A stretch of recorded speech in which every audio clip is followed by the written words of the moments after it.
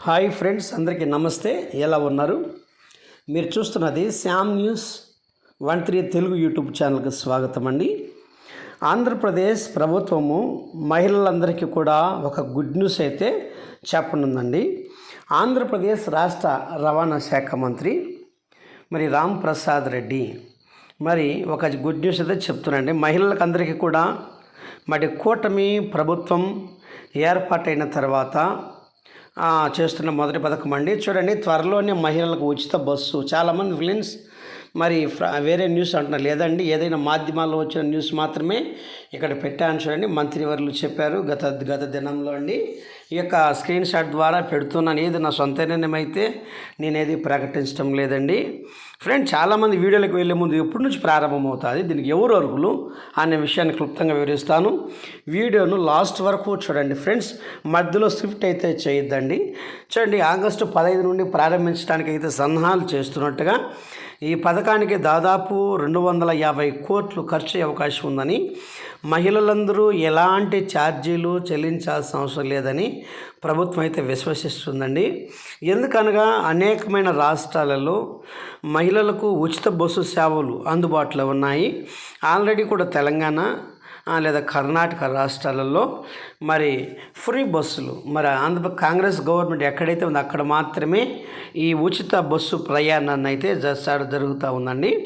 దీనిలో భాగంగా ఆంధ్రప్రదేశ్ ప్రభుత్వము మహిళలు బస్సు ఎక్కాలంటే ఖచ్చితంగా ఆధార్ కార్డు ఎక్కిన వెంటనే టికెట్ అయితే తీసుకోవాల్సిన అవసరం లేదు. కానండి, ఆధార్ కార్డు లేదా రేషన్ కార్డు ఈ రెండింటిని ఖచ్చితంగా చూపించవలసి వారై ఉంటుందండి. లేదా కొత్తగా ముందున్నటువంటి రేషన్ కార్డు ఏదైనా జిరాక్స్ ఉన్నా కూడా ఖచ్చితంగా బస్సు అయితే ఎక్కిస్తారండి. ఏ బస్సులో ప్రయాణం చేయాలంటే చూడండి, ఆల్రెడీ కూడా కర్ణాటక తరహాలోని మహాలక్ష్మి కార్డుల మాదిరిగా వేరే కార్డులు ఏమైనా జారీ చేస్తారా అనే విషయం ఇంకా తెలియాల్సి ఉంది. ఏదేమైనా ఫ్రెండ్స్, మంత్రివర్యులు అయితే ఆర్టీసీ రవాణా శాఖ మంత్రి రామ్ ప్రసాద్ రెడ్డి అయితే క్లుప్తంగా ఎందుకంటే వీలైతే ఆగస్టు 15 నుంచి 15 నుండి ప్రయాణించవచ్చు అనేటువంటి మాట అయితే చెప్పడం జరిగింది. కానీ ఇంకా మరొకసారి కూడా క్యాబినెట్లో నిర్ణయం తీసుకొని ఒకవేళ ఆగస్టు 15 నుండి ప్రారంభిస్తారా ఇంకా లేదంటే తర్వాత ఎప్పుడైనా ప్రారంభిస్తారని అయితే క్లారిటీ అయితే మాత్రం ఖచ్చితంగా రావాల్సి ఉందండి.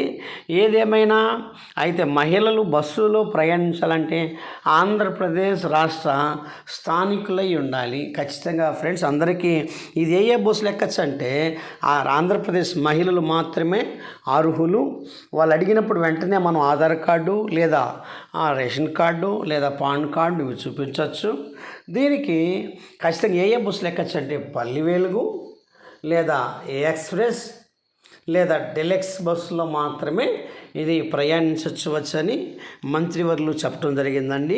దరిదాపుగా 250 కోట్ల పైన ఖర్చు అయ్యేటువంటి అవకాశం ఉందని, అయితే మహిళలు మాత్రం ఎలాంటి ఛార్జెస్ అయితే చెల్లించాల్సిన అవసరం ఉండదని మంత్రివర్యులు చెప్పడం జరిగింది. అదేవిధంగా అధికారులకు వచ్చిన వెంటనే మరొకసారి కూడా ఆగస్టు 15 నుంచి కూడా ఇంకో గుడ్ న్యూస్ ఏంటంటే అన్నా క్యాంటీన్లు కూడా ఏర్పాటైతే చేస్తున్నారండి. ప్రభుత్వం ఏర్పడిన తర్వాత ఒక్కొక్క పథకాన్ని అయితే రాష్ట్ర ముఖ్యమంత్రి వర్యులు నారా చంద్రబాబు నాయుడు గారు అయితే ఇంప్లిమెంటేషన్ చేస్తూ ఉన్నారు.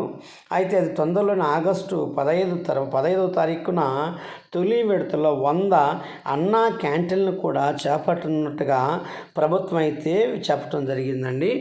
ఆల్రెడీ కూడా అన్ని ముస్తాబైనట్టుగా సిద్ధమైనట్టుగా తెలుస్తూ ఉంది. మొత్తం ఆంధ్రప్రదేశ్ మొత్తం కలిసి 203 అన్నా క్యాంటీన్లు కూడా హరే కృష్ణ ఫౌండేషన్ ద్వారా అందరికీ మహిళలు కార్మికులు వారందరూ కూడా భోంచేయచ్చని ప్రభుత్వం అయితే 5 రూపాయలకే అని మాత్రం చెప్పడం జరుగుతుందండి. ఏది ఏమైనా ఫ్రెండ్స్, ఆంధ్రప్రదేశ్ ప్రభుత్వము ఒక్కొక్క పథకాన్ని ఇంప్లిమెంటేషన్ చేస్తూ మరొకసారి కూడా అయితే చూడండి, మరొక మాట తన విజయాన్ని కృషి చేసినటువంటి రాష్ట్ర మహిళలందరికీ ఉచిత బస్సు ప్రయాణాన్ని త్వరలోనే ప్రారంభిస్తామని ఆంధ్రప్రదేశ్ రాష్ట్ర రవాణా శాఖ మంత్రి రామ్ ప్రసాద్ రెడ్డి మంగళవారం తిరుమల శ్రీవారి దర్శించుకున్న తర్వాత ఆయన ఆలయం ముందు మీడియాతో మాట్లాడడం జరిగిందండి. ఎన్నికల్లో భాగంగా హామీలు ఇచ్చిన ఒక్కొక్క దాన్ని కూడా అమలు చేస్తున్నామని, మహిళలకు ఉచిత బస్సు ప్రయాణాన్ని అతి త్వరలో ప్రారంభించడానికి సన్నాహాలు అయితే పూర్తి చేస్తున్నామని, ఈ పథకం ద్వారా మరి తెలంగాణ మరి కర్ణాటక రాష్ట్రాల మధ్య లోటుపాట్లను కూడా పరిశీలించి ఇంకా వారు ఎలా చేస్తున్నారు, వారి ద్వారా మరి కొద్దిమంది వెళ్ళి ప్రభుత్వ అధికారులు వెళ్ళి కూడా సమీక్షలు అయితే చేస్తున్నారండి. ఏది ఏమైనా ఫ్రెండ్స్, మరి గత ప్రభుత్వం ఆర్థిక నిర్ణయాలతో మరి దరిదాపుగా మరి మరొకసారి చెప్పండి,